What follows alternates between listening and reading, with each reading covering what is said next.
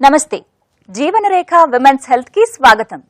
గత ఎపిసోడ్ లో సంతానలేమి అంటే ఇన్ఫెర్టిలిటీ వెనుక స్త్రీ పురుషులిద్దరిలో ఉండే కారణాలను గురించి తెలుసుకున్నాం.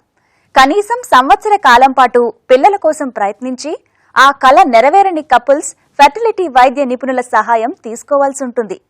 ఈనాటి జీవనరేఖ విమెన్స్ హెల్త్ లో ఇన్ఫెర్టిలిటీ నిర్ధారణ పరీక్షలు అంటే స్క్రీనింగ్ గురించి వివరంగా తెలుసుకుందాం.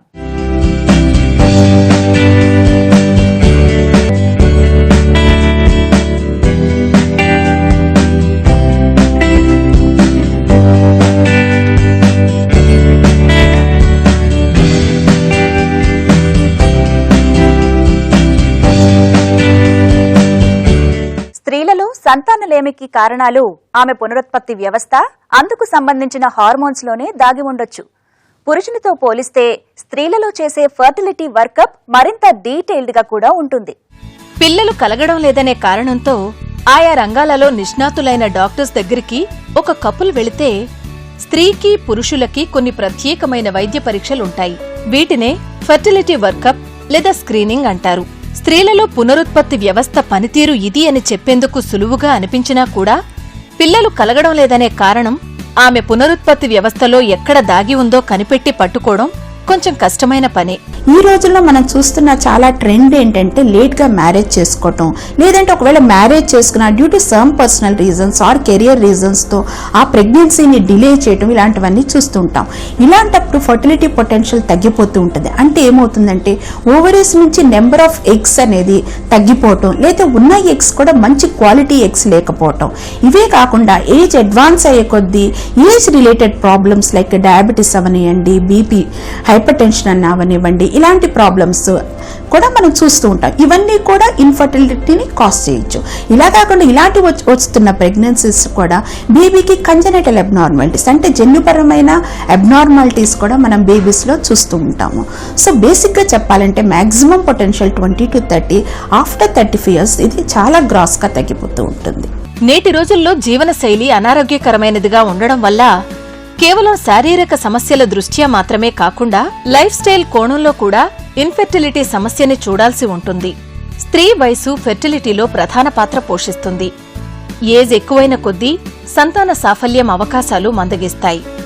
ఈ ఫర్టిలిటీ స్క్రీనింగ్ అనేది ఎప్పుడు ఉపయోగపడుతుందంటే 1 year వరకు కలిసి ఉండి ప్రెగ్నెన్సీ రానప్పుడు జనరల్ గా వాళ్ళు గైనకాలజిస్ట్ ని కన్సల్ట్ చేయాలి. దీని ఒక టర్మినాలజీ ఉంటుందంట, రిమైనింగ్ ఫర్టిలిటీ పొటెన్షియల్. అంటే ఆ ఉమెన్ కి గానీ ఆ మెన్ కి గానీ ఇంకెంత ఫర్టిలిటీ పొటెన్షియల్ అంటే ప్రెగ్నెన్సీ వచ్చే ఛాన్సెస్ ఉంది అనేది కొన్ని టెస్టుల ద్వారా కనుక్కోవచ్చు అన్నమాట. ఇలా ఒక లోకల్ గైనకాలజిస్ట్ ని కన్సల్ట్ చేసి మనం ఈ స్క్రీనింగ్ అనేది ఫాలో అవ్వచ్చు. ఇది మనకి ఎప్పుడు ఉపయోగపడుతుందంటే ఎప్పుడైనా లేట్ మ్యారేజ్ అయిన వాళ్ళకి, లేకపోతే మ్యారేజ్ అయ్యి కూడా ప్రెగ్నెన్సీని డిలే చేయాలి అని అనుకుంటున్న వాళ్ళకి ఈ ఫర్టిలిటీ స్క్రీనింగ్ పద్ధతులు మనకి ఉపయోగపడుతూ ఉంటాయి. మెడికల్ పరంగా ఇన్ఫెర్టిలిటీ సమస్యకు స్త్రీలలో చేసే వైద్య పరీక్షలు ఏవేవి ఉంటాయని చూస్తే ఫిజికల్ ఎగ్జామ్, థైరాయిడ్ పరీక్ష, పెల్విస్ ని క్షుణ్ణంగా పరీక్షించడం, గర్భాశయ ముఖద్వారంలో ఏవైనా సమస్యలున్నాయా అని రూలౌట్ చేసేందుకు చేసే పాప్ స్మియర్ పరీక్ష, హార్మోన్స్ స్త్రీ పునరుత్పత్తి వ్యవస్థలో ముఖ్య పాత్ర పోషిస్తాయి. ఇవన్నీ కూడా సమన్వయంతో పనిచేస్తేనే గర్భం సాధ్యపడుతుంది. ఇవి తెలుసుకునేందుకు పెల్విక్ అల్ట్రాసౌండ్ పరీక్ష చేస్తారు.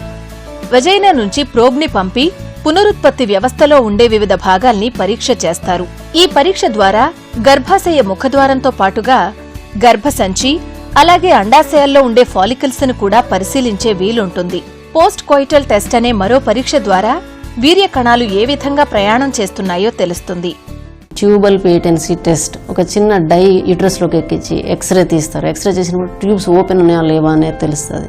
సో ఫీమేల్ సైడ్ ఒక scan, hormone test and general examination, ఇంకా హెచ్ఎస్జి, ఇవి బేసిక్ టెస్ట్లు. ఈ ఇన్ఫర్టిలిటీ సెంటర్స్లో చాలా మటుకు ఫ్రీక్వెంట్గా ఫైబ్రాయిడ్స్ ఉండే ప్రాబ్లం చూస్తాము. కానీ ప్రతి ఫైబ్రాయిడ్ ఇన్ఫర్టిలిటీ ప్రాబ్లం అవుతుందనే అవకాశం లేదు. ఎందుకంటే కొన్ని ఫైబ్రాయిడ్స్ యూట్రైన్ బయట ఉండొచ్చు, కొన్ని ఫైబ్రాయిడ్స్ యూట్రస్ లోపల ఉన్నా కూడా క్యావిటీని ఇన్వాల్వ్ చేయకుండా ఉండొచ్చు. కానీ ఎప్పుడైతే ఫైబ్రాయిడ్ యూట్రైన్ క్యావిటీని ఇన్వాల్వ్ చేస్తుందో, లేదా క్యావిటీని ప్రెస్ చేస్తుందో, లేదా మనకి ఎక్కడైతే మనం సెమెన్ ఇంజెక్ట్ చేయాలో లేకుండా ఆ ప్లేస్లో అబ్స్ట్రక్ట్ చేస్తుందో అట్లాంటి ప్లేస్లో చిన్నదైనా సరే పెద్దదైనా సరే తీసేయాల్సి వస్తుంది. కానీ యూట్రస్ బయట కొంచెం ఎక్కువ పెద్దగా ఉన్నా కూడా పెద్దగా ప్రాబ్లమ్స్ ఏమీ రావు. కానీ ఇఫ్ ది యూట్రస్లో పైన ఉన్నా కూడా అది చాలా పెద్దగా ఉండి డిస్కంఫర్ట్ ఉంటే తీసేయించుకోవాలి. స్త్రీల ఫెర్టిలిటీ వర్కప్లో మరో పరీక్ష హెచ్ఎస్జీ. దీని ద్వారా గర్భసంచి అలాగే ఫెలోపియన్ ట్యూబ్స్ ని క్షుణ్ణంగా పరీక్ష చేస్తారు. ఎక్స్రే తరహాలో డైని పంపించి ఫెలోపియన్ ట్యూబ్స్ లో ఉండే అడ్డంకులు, ఫెలోపియన్ ట్యూబ్స్, గర్భసంచిలో స్కారింగ్ వంటి సమస్యలను తెలుసుకోవచ్చు. స్క్రీనింగ్ లో భాగంగా నెలసరి గురించిన వివరాలు, లైంగిక సమస్యలు, మిస్క్యారేజెస్, కాంట్రసెప్షన్ పద్ధతులు, దీర్ఘకాల ఆరోగ్య సమస్యలు, సర్జరీలు, పెల్విక్ ఇన్ఫ్లమేటరీ డిసీజెస్, మెడికేషన్స్ వివరాలు, ఏవైనా అలర్జీలు, కుటుంబ చరిత్రలో ఉన్న బర్త్ డిఫెక్ట్స్, ధూమపానం, మద్యపానం, పర్యావరణ ప్రభావం, ఈ అంశాలన్నింటినీ కూడా డాక్టర్స్ తో చర్చించాల్సి ఉంటుంది. ఇండియన్ పాపులేషన్ లో చాలా మటుకు వైఫ్ వస్తుంది, వాళ్ళ సంబంధించిన పేరెంట్స్ వస్తారు, కొంతమంది మాత్రమే కపుల్స్ వస్తూ ఉంటారు. రూరల్లో అయితే మొత్తం ఫీమేల్ సైడ్ వాళ్ళే వస్తుంటారు. ఈ అర్బన్ సైడ్ ఓన్లీ కపుల్స్ వస్తూ ఉంటారు. కానీ కపుల్స్లో కూడా మేల్స్, మగవాళ్ళు చాలా వరకు టెస్టులు చేయించుకోవడానికి మొహమాట పడుతూ ఉంటారు. కానీ ముందు మగవాళ్ళు టెస్ట్ చేయడం వలన చాలా పెద్ద ప్రాబ్లమ్ని అవాయిడ్ చేయడానికి అవకాశం ఉంటుంది. ఎందుకంటే మగవాళ్ళు చేసేది ఈజీ. ఒక్కసారి వాళ్ళకి బాగుంది అంటే వాళ్ళని పక్కన పెట్టేసి ఫీమేల్ ట్రీట్మెంట్ ఇవ్వడం ఈజీగా ఉంటుంది.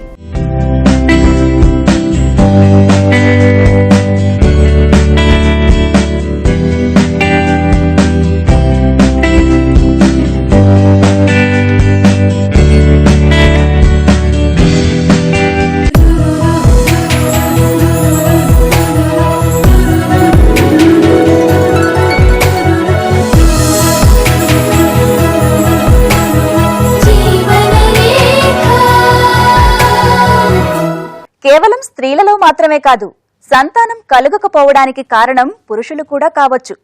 అందుకే పిల్లలు కలగడం లేదని వచ్చే కపుల్స్ లో, పురుషునిలో కూడా ఆయా కారణాలను వెతికి పట్టుకునేందుకై ఫర్టిలిటీ స్క్రీనింగ్ చేయాల్సి ఉంటుంది. ఆ వివరాలు ఇప్పుడు చూద్దాం. ఇన్ఫెర్టిలిటీ వెనుక పురుషులలో కూడా కారణాలు ఉండొచ్చు అని చూశాం. ఇందుకు కారణాలు శారీరకమైనవి, అలాగే జీవనశైలికి సంబంధించినవిగా ఉంటాయి. సాధారణంగా పురుషులు వయసు మీరుతున్నా కూడా తండ్రయ్యే అవకాశాన్ని కలిగి ఉంటారు. ఒక జంటకి పిల్లలు కలగడం లేదంటే ముందుగా స్త్రీలోనే లోపం ఉందనుకునే సమాజం మనది. ఒకవేళ ఏదైనా సమస్య ఉన్నా కూడా పురుషులు వైద్య సహాయం తీసుకునేందుకు వెనకాడుతూ ఉంటారు. సెమెన్ అనాలిసిస్ చేయించుకోవడం ద్వారా వీర్య కణాల సంఖ్యని తెలుసుకోవడంతో పాటు వాటి క్వాలిటీని కూడా తెలుసుకుని అది ఇన్ఫెర్టిలిటీ వెనుక కారణం కాదు కదా అని రూలౌట్ చేస్తారు వైద్యులు. సో మగవాళ్ళకి వచ్చే ప్రాబ్లమ్స్లో మెయిన్గా ఎలా తెలుసుకుంటాము అంటే ముందు సెమెన్ టెస్ట్ చేస్తారు. సెమెన్ అనాలిసిస్ అంటారు.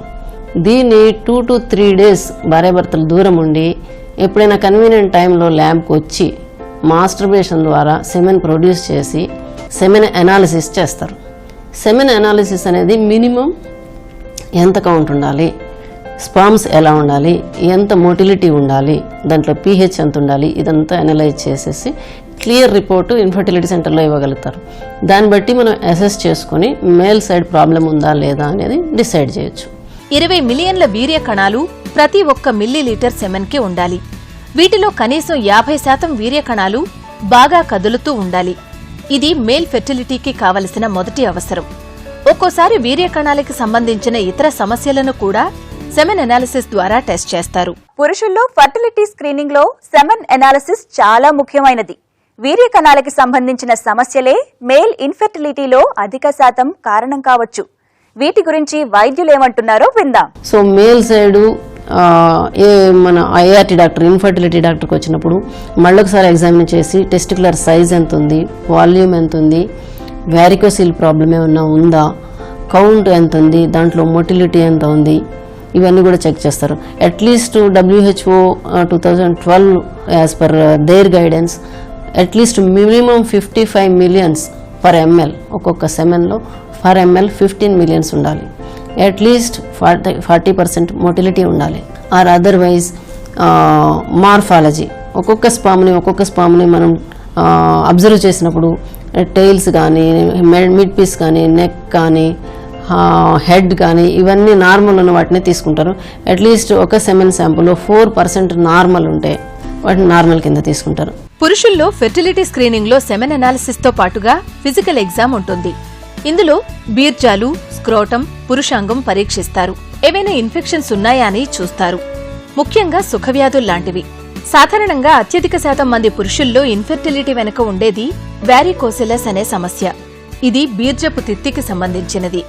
కానీ ఒకవేళ కౌంట్ చాలా తక్కువ ఉండి లేదా అజూస్పర్మియా అంటారు, అసలు స్పర్మ్ ప్రొడక్షనే లేనప్పుడు, ఎలాంటి సందర్భాలు అంటే హార్మోన్స్ బాగా లేనప్పుడు, లేదా చిన్నప్పుడు మమ్స్ లాంటి ఇన్ఫెక్షన్స్ వచ్చి టెస్టికల్స్ ఎఫెక్ట్ అయినప్పుడు, లేదా అసలు పుట్టుకతోనే స్పామ్ ప్రొడ్యూసింగ్ సెల్స్ లేనప్పుడు దాన్ని అజూస్పర్మియా అంటారు. ఒక్క స్పామ్ కూడా దాంట్లో ఉండదు. అలాంటప్పుడు మనం ఏ విధమైన ట్రీట్మెంట్ ఇవ్వలేము. వాళ్ళకి ఏదైనా డోనర్ స్పామ్ తీసుకోమనడం కానీ అడాప్షన్ ద్వారా కానీ ట్రీట్మెంట్ ఇవ్వగలుగుతాం. లేదా కౌంట్ నార్మల్ ఉండాల్సిన దానికంటే చాలా తక్కువ కాకుండా మోడరేట్గా ఉన్నప్పుడు ఇంజెక్షన్ విధానం IUI అంటారు, ఇంట్రాయూట్రైన్ ఇన్సెమినేషన్, ఆ పద్ధతి ద్వారా కానీ కూడా మనం ఫర్టిలిటీని ఇంప్రూవ్ చేయడానికి వీలుంటుంది. సో ఏదో ఒక పద్ధతిలో లాస్ట్ వరకు ట్రీట్మెంట్ తీసుకుంటే కనీసం 90% ఆఫ్ ది కపుల్స్ పిల్లలు కనడానికి ఈజీగానే ఉంటుంది. కాకపోతే ఎర్లీగా డాక్టర్ దగ్గర రావడం, ఉన్న విషయాలని ఏమేమి మెడికేషన్ వాడుతున్నారు, ప్రీవియస్ వాళ్ళకి ఏమేమి ప్రాబ్లమ్స్ ఉన్నాయి, ఏమన్నా డిసీజెస్ ఉన్నాయా, ఏమేమి సర్జరీస్ అయినాయి, వాళ్ళ ఇంట్లో ఎవరికైనా ప్రాబ్లం ఉందా, ఇవన్నీ కూడా క్లియర్గా డాక్టర్కి చెప్పి అది డీటెయిల్గా ఇన్ఫర్మేషన్ ఇవ్వగలిగితే వాళ్ళు వీలైనంత త్వరగా పిల్లలు కనడానికి అవకాశం ఉంటుంది. ఇన్ఫెర్టిలిటీ అనేది కేవలం శరీర అవయవాల లోపాలకు సంబంధించినది మాత్రమే కాదు. జీవనశైలి ఆధారంగా కూడా పురుషుల్లో ఫెర్టిలిటీ సమస్యలు రావచ్చు. ముఖ్యంగా మద్యం వ్యసనంగా మారిన వారిలో, అలాగే ధూమపానం మితిమీరి చేసేవారిలో లైంగిక సామర్థ్యం తగ్గిపోతుంది. ఎందుకంటే ఈ వ్యసనాల ప్రభావం వారిలో పునరుత్పత్తికి తోడ్పడే వివిధ హార్మోన్స్, ముఖ్యంగా టెస్టోస్టెరాన్ హార్మోన్ మీద పడే అవకాశం ఉంది. కాబట్టి వైద్యుల ఇన్ఫెర్టిలిటీ స్క్రీనింగ్లో భాగంగా లైఫ్ స్టైల్ కారణాలను కూడా తెలుసుకుంటారు. అందుకు తగ్గ మార్పులను చేసుకోమని సూచిస్తారు. Psychologically the erectile dysfunctions and testosterone తక్కువ ఉన్నప్పుడు లెస్ డిజైర్, లిబిడో తక్కువ ఉండడం, ఇంట్రెస్ట్ తక్కువ ఉండడం, వీటన్నిటి వలన కూడా స్పర్మ్ ప్రొడక్షన్ తగ్గి, పర్ఫార్మెన్స్ తగ్గి, ఫ్రీక్వెన్సీ ఆఫ్ ఇంటర్కోర్స్ తగ్గి, obesity is one of the nowadays it is the running cause, and when obesity is there, the sperm production, hormonal imbalance, these are effects, and sperm production also goes down. అలానే కాకుండా obesity ఉండడం వలన వాళ్ళకి Dzire కూడా తక్కువ ఉంటుంది. They cannot perform properly. And obesity తోటి వాళ్ళకి కొన్నాళ్ళ వరకు స్పర్మ్ ప్రొడక్షన్ తక్కువ ఉండడం వల్ల టెస్టోస్టెరాన్ కూడా తగ్గిపోతుంది.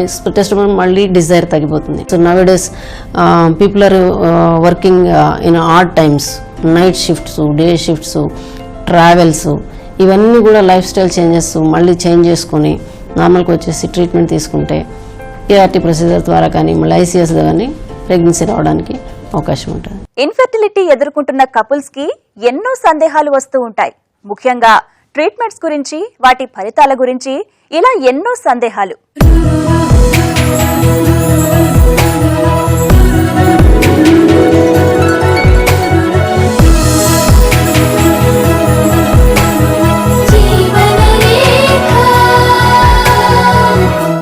పెళ్లైన ఒక జంట ఇన్ఫెర్టిలిటీకి ట్రీట్మెంట్ తీసుకునేందుకై మొదటి అడుగు వేశాక ఆ తర్వాత వేసే ప్రతి అడుగులోనూ వారికి సందేహాలు వస్తూ ఉండడం సహజమే.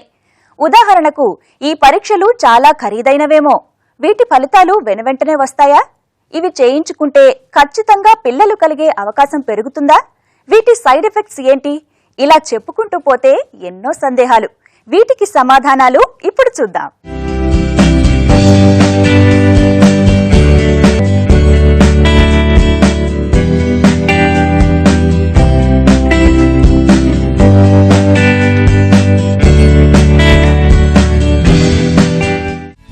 పెళ్లై నెలలు గడుస్తున్న కొద్దీ పిల్లలు కలగడం లేదంటే ఆ కపుల్స్ ఎంతో మనోవేదనకి గురవుతుంటారు.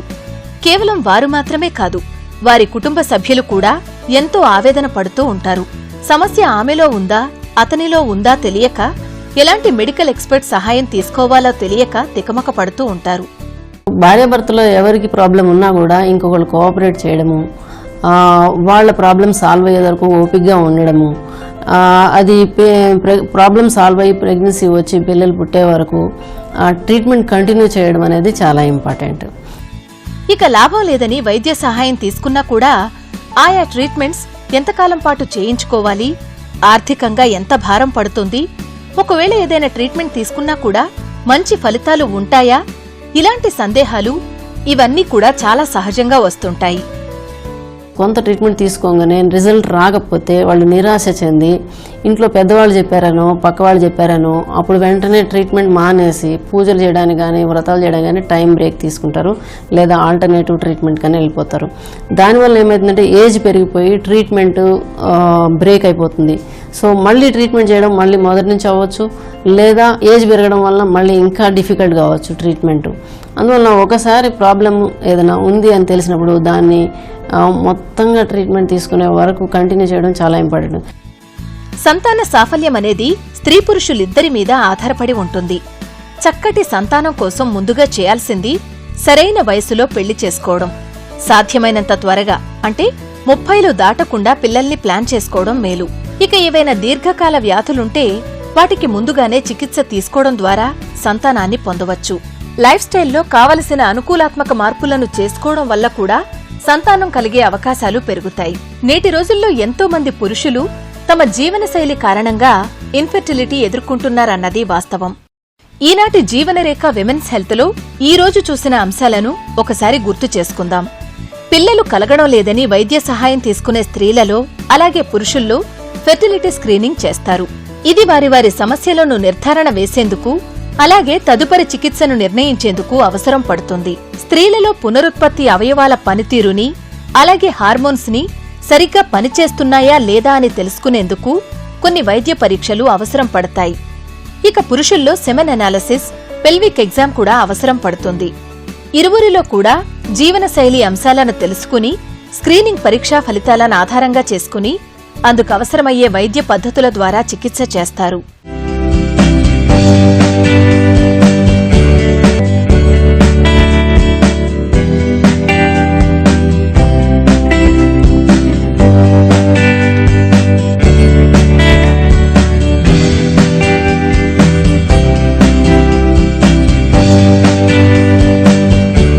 చూశారుగా, సంతానం కలగకపోవడానికి స్త్రీ పురుషులిద్దరిలో ఎన్నో కారణాలుండొచ్చు. వీటిని తెలుసుకునేందుకు ఫర్టిలిటీ స్క్రీనింగ్ ఎంతగానో ఉపయోగపడుతుంది. వీటి ఫలితాల ఆధారంగా తగిన ట్రీట్మెంట్స్ చేయించుకుంటే తల్లి తండ్రి కావాలనే కల నిజం కావచ్చు. మరో అంశంతో మీ ముందుంటుంది మీ జీవనరేఖ విమెన్స్ హెల్త్. నమస్తే. జీవనరేఖ విమెన్స్ హెల్త్ కార్యక్రమాన్ని మీరు www.youtube.com/ETV Life Indiaలో చూడొచ్చు, మరియు www.facebook.com/ETV Life India, అలాగే www.twitter.com/ETV Life Indiaలో ఫాలో చేయొచ్చు.